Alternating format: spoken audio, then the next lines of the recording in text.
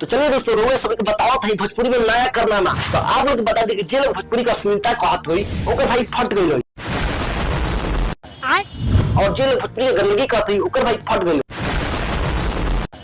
काहे कि भाई हमें सुन के भोजपुरी में गाना आ गई बा। तो सबसे पहले ये गाना सुनी।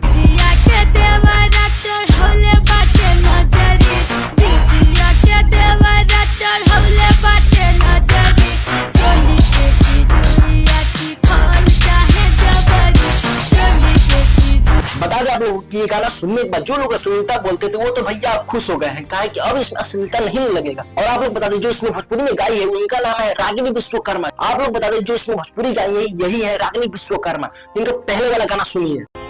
मीठ मीठा लागे राजा यारो के पनिया, अब ही तबानी हम मनाया नर पनिया।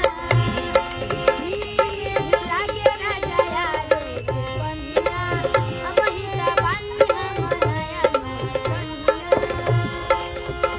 तोहरा संगे न पालब खतनिया हो, राजा प्लीज दाना, राजा प्लीज दाना धनिया के चटनिया। आप लोग बता दें हनी पाजी एक गरीब सिंगर को इसमें मदद की है और इस सिंगर को वर्ल्ड लेवल पर बजाने का कोशिश भी किया है। आप लोग इस सॉन्ग को सुने हैं तो आप लोग कमेंट में जरूर बताइए कैसा लगा है। हमें तो भैया बहुत बेहतरीन लगा है। और हाँ, जो लोग अश्लीलता बोलते थे उनका भाई तमच्चा गिर गया।